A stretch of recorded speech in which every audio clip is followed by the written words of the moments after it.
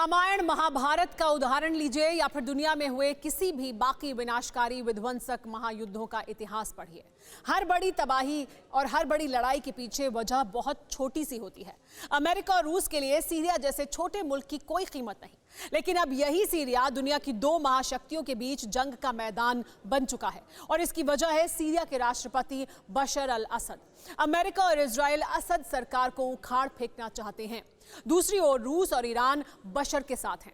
वर्चस्व की इसी जंग में सीरिया से एक बड़ी डराने वाली खबर सामने आई है। 28 जून 1914 आर्कड्यूक फर्डिनेंड को गोली मारी गई और वर्ल्ड वॉर 1 की शुरुआत हो गई।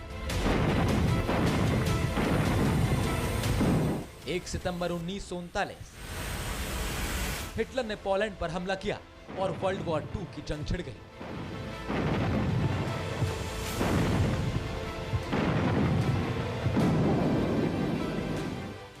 फरवरी 2021 सीरिया में अमेरिका और इजराइल का जॉइंट अटैक हुआ और जो हालात बन रहे हैं वो इशारा करते हैं कि वर्ल्ड वॉर 3 की उल्टी गिनती अब शुरू हो गई।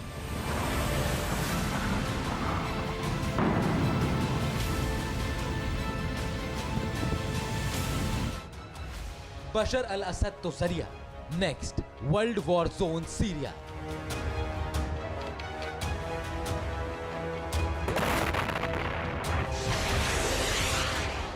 रिपोर्ट सीरिया के अंत की है, तैयारी बारूदी महाजंग की है।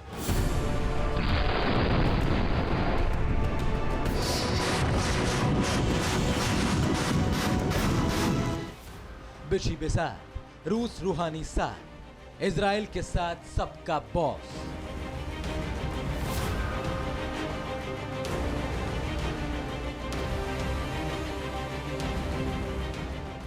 सीरिया के जिस शहर को सिटी ऑफ जैस्मिन कहा जाता है, उसी दमिश्क में इजराइल की वायुसेना ने 28 फरवरी को पूरी रात बमबारी की। इस बमबारी से सीरिया इतना डर गया कि पुतिन की शरण में जाना पड़ा और पुतिन ने अपने दोस्त को निराश नहीं किया। पुतिन ने फौरन अपने जंगी बेड़े एक्टिवेट कर दिए। रूसी फौज को हुक्म दे दिया कि अगर सीरिया में अमेरिका और इजराइल युद्ध चाहते हैं तो यही सही।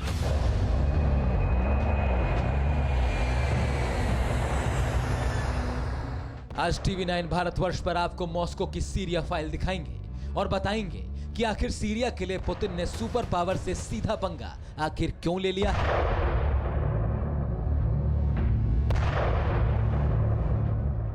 आज हम आपको पेंटागन की वॉर रिपोर्ट भी बताएंगे, जिसमें इजराइल के साथ मिलकर सीरिया को बारूद से पाट देने का ब्लूप्रिंट दर्ज है।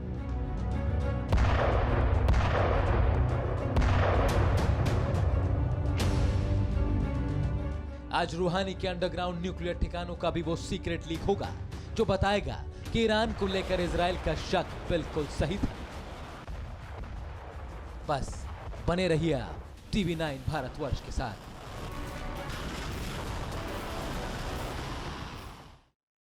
रूस और अमेरिका ने अपने बारूदी गोदाम खोल दिए हैं। महाविनाशक जंगी बेड़ों को एक्टिवेट कर दिया है। न्यूक्लियर सबमरीन को मिशन मेडिटेरेनियन के लिए हरी झंडी भी दे दी है। इस बार पुतिन ने बाइडेन का स्वागत धमाके के साथ करने की ठानी है। हालात 2018 से भी ज्यादा तनावपूर्ण हैं, जब वर्ल्ड वॉर होते होते रह गई थी। लेकिन इस बार तनाव पहले से ज्यादा है और हम ऐसा क्यों कह रहे हैं ये आप खुद देखिए।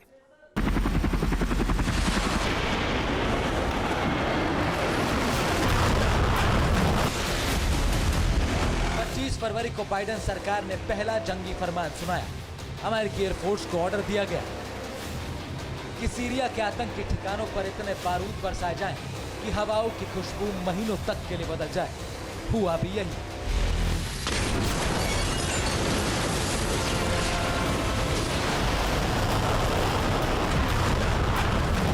सीरिया का जो दक्षिणी हिस्सा इराक के साथ लगता है, वहां ईरान के सपोर्ट वाले टेररिस्ट कैंप बहुत हैं। अमेरिका को यह कंफर्म इनपुट मिला था कि ईरान के हुक्म पर यह आतंकी कुछ बड़ा करने की फिराक में है। अलर्ट मिलते ही पेंटागन ने हमले का ग्रीन सिग्नल दे दिया और फिर 25 फरवरी की पूरी रात सीरिया में अमेरिका ने बारूद बरसाया।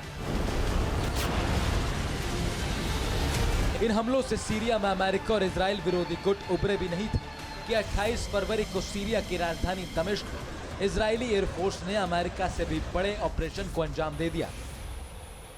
अमेरिका और इजराइल के जॉइंट अटैक से सीरिया इतना खौफजदा है कि उसने अपने सारे मिसाइल डिफेंस सिस्टम दमिश्क में ही एक्टिवेट कर दिए। इजराइल ने सीरिया पर हमला क्यों किया, इसका जवाब खुद इजराइल के प्रधानमंत्री बेंजामिन नेतन्याहू ने दिया। नेतन्याहू ने बताया कि फरवरी के आखिरी हफ्ते में ओमान की खाड़ी के करीब एक इजरायली जहाज पर ईरान ने हमला किया था। ईरान की इसी हिमाकत का जवाब इजराइल ने सीरिया पर पूरी रात बमबारी करके दिया। एक्चुअली सीरिया के अंदर में ओवरलैपिंग है, क्योंकि काफी फोर्सेस के प्रॉक्सी एजेंडे हैं।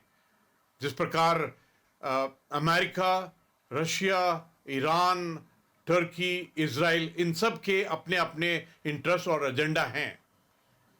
अगर जंग हुई तो ये बहुत खतरनाक साबित होगी, क्योंकि रशिया है वो असद की रिजीम को सपोर्ट करता है और उनके ट्रूप्स भी ऑन ग्राउंड है 2015 से। सीरिया की सरकारी न्यूज एजेंसी सना ने 28 फरवरी को एक चौंकाने वाला खुलासा किया। सना न्यूज ने एक रिपोर्ट में यह दावा किया कि अमेरिकी आर्म्ड फोर्सेस ने इस्लामिक स्टेट के 10 आतंकवादियों को एयरलिफ्ट किया है। सना न्यूज के मुताबिक अमेरिका सीरिया में असद सरकार के खिलाफ इस्लामिक स्टेट को खड़ा कर रहा है। ट्रंप के कार्यकाल के दौरान बगदादी मारा गया, यह अमेरिका के लिए बहुत बड़ी कामयाबी थी। अब बाइडेन के सामने इस्लामिक स्टेट को जड़ से खत्म करने का चैलेंज है। बाइडेन की सीरिया नीति एकदम स्पष्ट है। सीरिया में 21 सालों से काबिज बशर अल असद की सरकार उन्हें कतई मंजूर नहीं। इसीलिए सीरियाई मीडिया की रिपोर्ट को खारिज करने के लिए अमेरिका ने सीरिया के आतंकी ठिकानों को टारगेट बनाया है। Bureau report, TV9 Bharatvarsh. अभी हमने आपको रूस और अमेरिका के बीच सीरिया में संभावित जंग के 3 सबूत दिए। हमारी अगली रिपोर्ट में 3 और ऐसे सबूत हैं जो वर्ल्ड वॉर की ओर इशारा कर रहे हैं। अमेरिका और इजराइल की जोड़ी सुपर डेडली है, इसमें कोई शक नहीं। लेकिन ये जोड़ी भी पुतिन पावर को हल्के में नहीं लेती। आखिर पुतिन ने सीरिया के लिए ऐसा क्या सोचा है जो अमेरिका के हर दांव को गलत साबित कर सकता है? आप भी देखिए।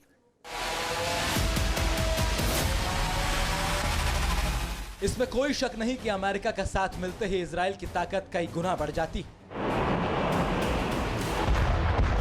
इजराइल को पता है कि शिकारी कभी भी शिकार बन सकता है, इसीलिए इजराइल ने अपने बॉर्डर को अभेद किले में तब्दील कर दिया है। अपनी सरहदों पर इजराइल ने रोबोट स्नाइपर लगा दिए हैं और अगर खतरा बिल्कुल सरहद पर दिखा तो सुसाइड ड्रोन भी कमाल संभाले हुए हैं।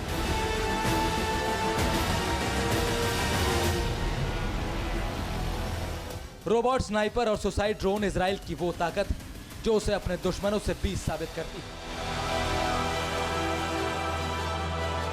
रोबोट स्नाइपर का इस्तेमाल इजराइल ने गाजा बॉर्डर पर कई बार किया है। 0.5 कैलिबर की मशीन गन रेंज में आने वाले दुश्मन की हर चाल को पलक झपकते ही मात दे देती है।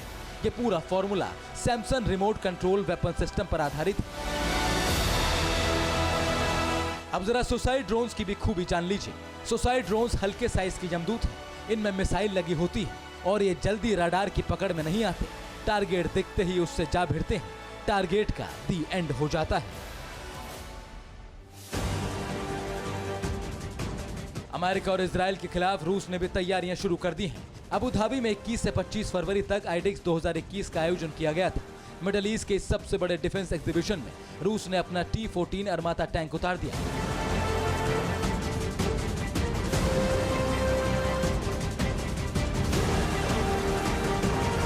अमेरिका को शक है कि रूस अपना ये टैंक बहुत जल्द अब सीरिया की सेना को देने वाला है और अगर ये टैंक बशर अल असद की सेना के पास आ गया तो अमेरिका के लिए इससे बुरा कुछ नहीं हो सकता। अब स्थिति ये आ गई है कि अमेरिका असाद को हटा नहीं सकता है और उसको रूस का भी सपोर्ट है असाद को, तो अमेरिका वहाँ उस रास्ते पे जाएगा नहीं। सीरिया की जो स्थिति है ये इसी प्रकार से रहेगी, यहाँ पर शांति आने वाली नहीं है। और मैं समझता हूँ ये जो कॉन्फ्लिक्ट सिचुएशन सीरिया में सिविल वॉर की चल रही है ये आगे पूरे 2021 में भी चलेगी और मुझे लगता है 2022 में भी चलेगी। यहाँ पर कोई क्विक सलूशन मुझे नज़र आता इस समय पर नहीं है। रूस के पास परमाणु हमला करने वाली दुनिया की सबसे बड़ी पनडुब्बी है।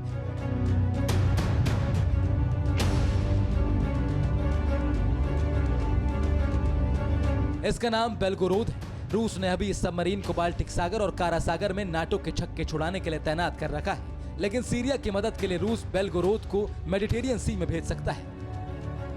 अभी तक 11,000 से भी ज्यादा बार एयर स्ट्राइक हो चुका है और स्थिति अभी तक भी नियंत्रण में नहीं है। ये अब अर्मेनिया अजरबैजान के बाद में ये दूसरा इलाका है जहां पर ऐसी स्थिति बन सकती है जिसमें अमेरिका और रशिया इन कॉन्फ्लिक्ट और इन मुद्दों के ऊपर में लड़ाई और इसका जो लेवल है लड़ाई का वो भी बढ़ सकता है। बाइडेन और पुतिन के पास परमाणु बम का रिमोट कंट्रोल भी है। बटन दबाने से पहले ये दोनों एक दूसरे को आजमा रहे हैं। अमेरिका खुलकर सीरिया से इंतकाम ले रहा है तो पुतिन खुलकर सीरिया का साथ दे रहे हैं।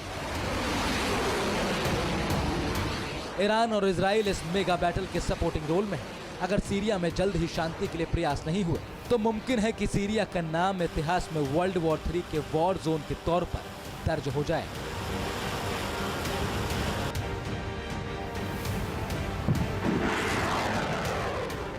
Bureau report, TV9 Bharatvarsh. परवाह देश की, सोमवार से शुक्रवार रात 10 बजे TV9 भारतवर्ष पर।